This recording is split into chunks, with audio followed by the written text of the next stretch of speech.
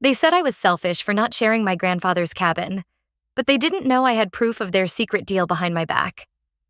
Now, her wedding is canceled, and my family is finally facing me differently.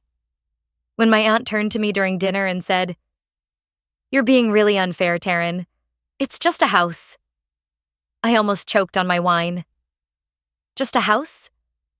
The same house my great-grandfather built with his own hands after the war? The house I spent every summer in as a child, baking cookies with my grandma, helping Grandpa sand down the porch swing?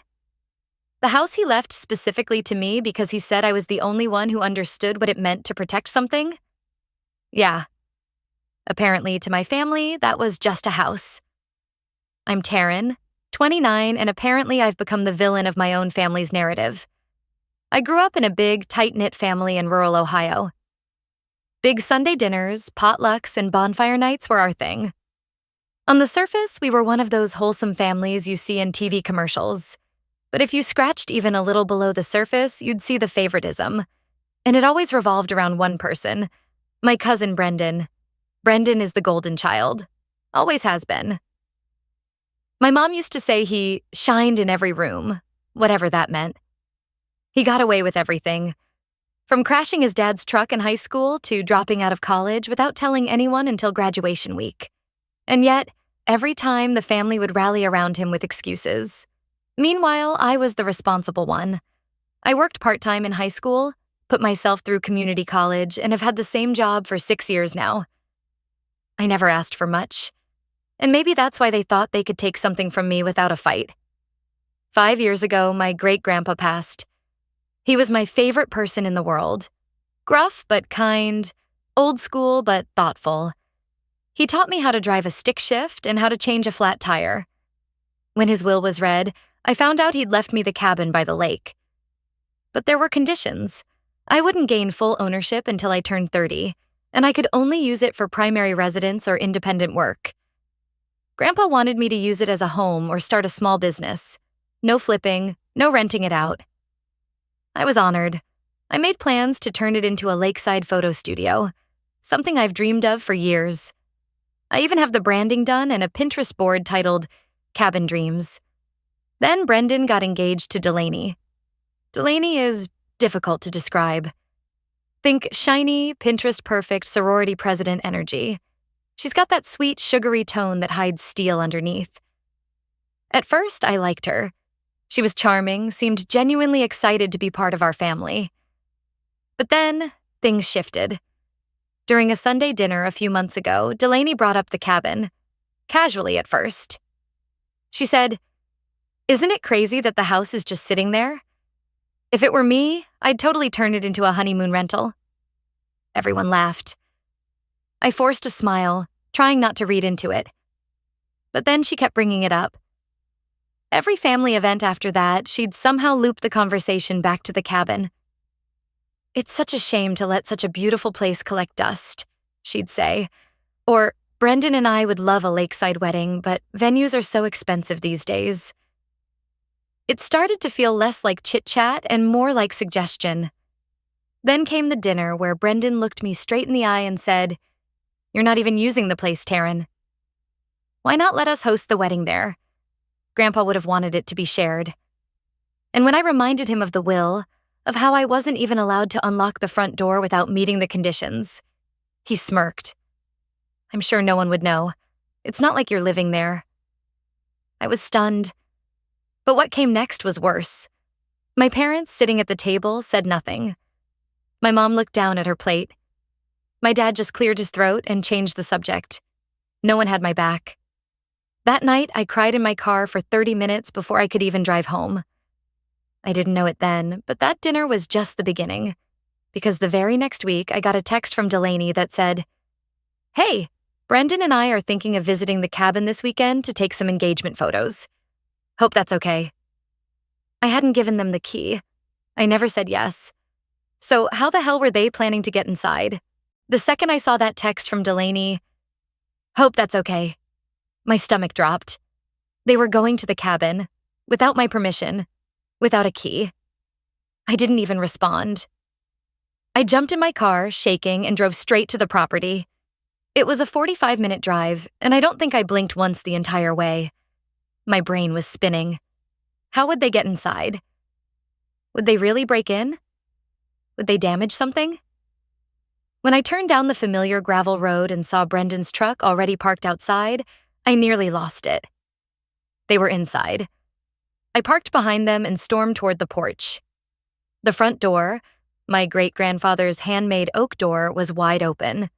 And there, standing in the middle of the living room, posing like they were shooting a home decor ad, was Delaney in a flowy white dress. Brendan held his phone up, taking photos like nothing was wrong. They looked up, startled, but not guilty. Not even a little. "Taryn," Delaney said brightly, like I was just some neighbor dropping by. "You came. We thought we'd get a head start on the engagement shoot." I didn't answer. I just looked past them, at the floor. There were muddy boot prints all over the worn wooden boards. One of the antique lamps Grandpa had salvaged from a flea market was on the ground, cracked. And my great-grandma's quilt, the one I had carefully sealed and stored, was spread across a bench outside, being used as a backdrop. I snapped. "What the hell are you doing in here?" I said, my voice shaking. "How did you even get in?" Brendan rolled his eyes like I was the problem. "Relax. Uncle Dean still had a copy of the key from years ago. I borrowed it. It's not like we broke in." I couldn't believe what I was hearing. They had no right to be here. Legally, personally, emotionally. And yet they acted like I was being unreasonable for being upset. "This is trespassing," I said flatly. "You had no permission. You knew that. You just didn't care." Delaney scoffed. "Oh, come on. It's not like we're hurting anything. It's your family's property. Family, Taryn. Why are you being so possessive?" My jaw clenched. Possessive? Of something left to me? With rules? Something I had dreamed about building a life with for years? I didn't yell. I didn't scream. I just said, "Get out." Now. They left, grumbling. Delaney made a point to take selfies on the porch before she did. That night, I didn't sleep. I kept thinking about how easily they violated something so sacred to me, and how nobody seemed to care. My parents didn't check in. No one called. It was like I was supposed to expect this kind of treatment. The next morning, I went to talk to my uncle. The one Brendan said gave him the key. Uncle Dean looked confused. "I didn't give Brendan anything," he said. "I lost that spare key years ago." That's when something clicked. I drove straight to the cabin again and found the door unlocked. But not because they had a key. The lock had been drilled out. Poorly. Wood splinters still stuck out around the handle. They hadn't borrowed a key. They had broken in. That's when the rage turned to fear. Because now this wasn't just disrespect. This was criminal. I documented everything. Took photos of the lock, the damage, the muddy prints. I didn't want to escalate things with police, not yet. But I needed evidence. Later that week, I told my parents. I showed them the photos. The lock. The ruined quilt. The lamp. My mom's reaction? Well, maybe if you had been more open about your plans, they wouldn't have felt like they had to go behind your back. I stared at her. "They drilled out a lock, Mom." Dad chimed in, trying to play peacekeeper. "We're not saying it was right, but maybe you could have offered the space for the wedding. This whole thing is tearing the family apart." Tearing the family apart? I thought. They violated my property, and you're worried about their wedding photos? I walked out, shaking. And then, 3 days later, I got a letter in the mail. Not from Brendan, not from Delaney, from their lawyer. Apparently, they were threatening legal action, claiming I was unjustly withholding access to shared family property, that the cabin, despite the will, belonged to the family legacy, and that I was causing emotional distress by refusing to cooperate. They broke in. They trashed the place. And now, they were suing me. I wish I could say I was surprised when my parents called me over just to talk. But at this point, I already knew what it was about. They said it wasn't about Brendan and Delaney, But the second I stepped into their living room and saw Brendan sitting there with his arms crossed, and Delaney sipping tea like she was starring in a drama she wrote herself, I knew exactly what this was. A setup. My mom started gently, the way she always does when she knows she's siding with the wrong people. Taryn, sweetheart, we've all been under so much stress. The tension in the family isn't healthy. We just want to come together and find peace. Right. Because nothing says peace like breaking into someone's property and sending them a legal threat. Brendan jumped in next. Look, no one's trying to steal anything. We just thought maybe if you weren't going to use the cabin right away, it could serve a purpose for the family. That's all. Delaney nodded, putting her mug down with a clink. Exactly. It's just been sitting there for years. What's the point of letting it rot when we could be building memories in it? I was speechless. My hands were shaking. You broke the lock, Delaney, I said quietly. You broke in, and now you're trying to spin this like I'm the one causing problems? She blinked at me, wide-eyed, like she was hurt. Offended, even. My dad finally spoke up. Honey, the will may have your name on it, but it's not just about legal ownership. It's about family. That cabin means something to all of us. That's when I snapped. Really? Because Grandpa didn't leave it to all of us. He left it to me. For a reason. Silence. Then my mom did that thing she does where she sighs like she's the victim. Taryn, I think it's time you stop thinking so selfishly. Maybe what Delaney's trying to say is, it's not about the cabin, it's about healing old wounds. About trust. I nearly laughed. Trust? You mean the same trust Delaney broke when she lied about how they got in? The same trust Brendan broke when he let her turn this whole family against me? I stood up.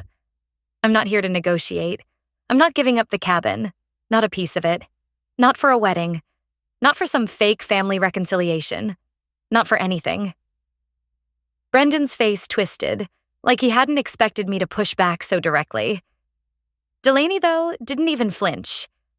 She just leaned forward, folded her hands in her lap, and said, Then I guess we'll have to take it to court. I walked out without another word. But that wasn't the worst part. The worst part came 2 days later when I got a call from my lawyer. She'd started digging through the paperwork again, just to be thorough, and she had found something that made my blood run cold. Apparently, a few months ago, before Delaney and Brendan got engaged, someone had filed a quiet request with the county clerk to reclassify the zoning status of the property. That change would make it easier to turn the cabin into a commercial event space. But the request hadn't come from me. It came from Delaney. She'd been planning this for months, before she was even family. She'd researched the property, the trust, the restrictions. She knew exactly what she was doing. This wasn't about a wedding. This wasn't about memories or family or peace. This was about business. Delaney wanted to turn my great-grandfather's cabin into a for-profit wedding venue. And the only thing standing in her way was me. After learning Delaney had filed for a zoning change on my grandfather's cabin months before she ever set foot at our family dinner table, something inside me snapped. Not in a loud, screaming, throwing things kind of way. It was quiet, cold, calculated. I realized then that this wasn't just personal. It was strategic. She had never cared about Brendan, or family, or tradition. She had a business plan, and I was the only obstacle. So I stopped crying. I stopped begging my parents to understand. I stopped trying to defend myself in group chats that had already decided I was the problem. And I got to work. I started by asking my lawyer to request all public records connected to the zoning change. As expected, the application listed an LLC name, Delaney Events and Design LLC, registered 4 months before her engagement to Brendan. It was all there in black and white. The business filing, the permit request, a mock proposal submitted to the zoning board with photos of my cabin on the front page. She didn't just want to use the cabin. She wanted to own the narrative. So I printed everything out. Every page, every screenshot of her vague posts, every group text where she framed me as greedy. And I made copies. Then I reached out to Brendan. I knew he wouldn't answer my call, so I sent a message. There's something you really need to see. Not about me, about her. To my surprise, he replied within minutes. We agreed to meet in a public cafe. Neutral ground. I handed him the file. No emotion. No accusations, just facts. Dates, documents, her name on every page. At first, he was defensive. She told me this was all part of a vision, something we could build together. Did you know she registered the company before she even told you she wanted to get married? I asked, looking him dead in the eye. He went quiet. I didn't think so, I added. I left him with the file and walked away. What happened next? I couldn't have predicted if I tried. 3 days later, I got a call from my cousin Laura. She sounded breathless. Are you sitting down? She asked. Brendan just called off the engagement. I blinked. What? He confronted Delaney. She denied everything at first, said it was a misunderstanding. But when he showed her the paperwork, she admitted it, said she was planning to surprise him with a turnkey business as a wedding gift. A wedding gift, using my inheritance, Laura continued. She started crying, then shouting, said she couldn't believe he'd choose you over her. That's when Brendan told her he was done. I didn't feel relief. Not at first. I felt stunned, like the air had been sucked out of the room. I sat there for a long time, not even blinking. But here's the twist. It gets better. That night, I got another message, this time from Brendan himself. Taryn, I'm sorry. You were right. I was blind. I know I hurt you by defending her. I want to make it right. I didn't respond right away. I didn't trust it yet. But then he sent one final message. Also, check your email. I found something you'll want to see. I opened the attachment.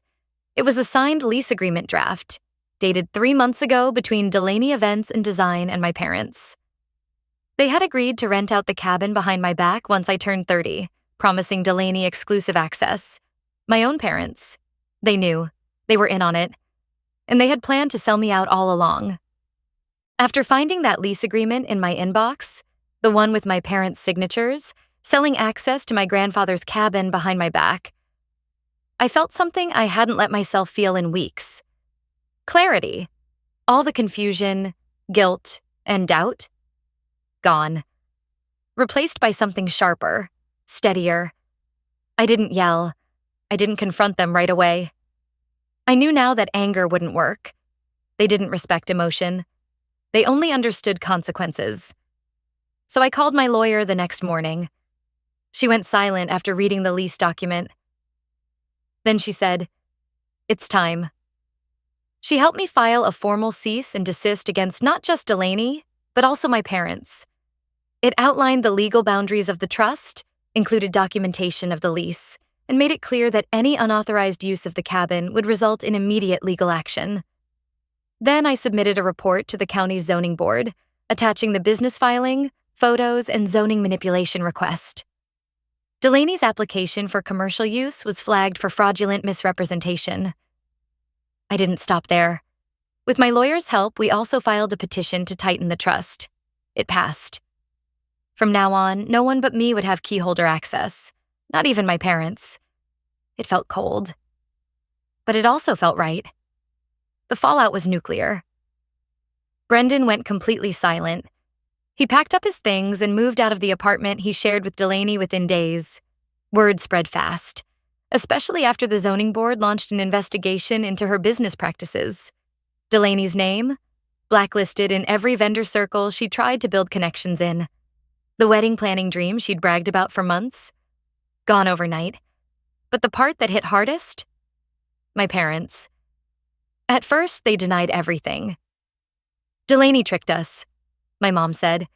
We just wanted to help her get started. You had no right, I told them, voice calm but firm. You signed over access to something that doesn't belong to you.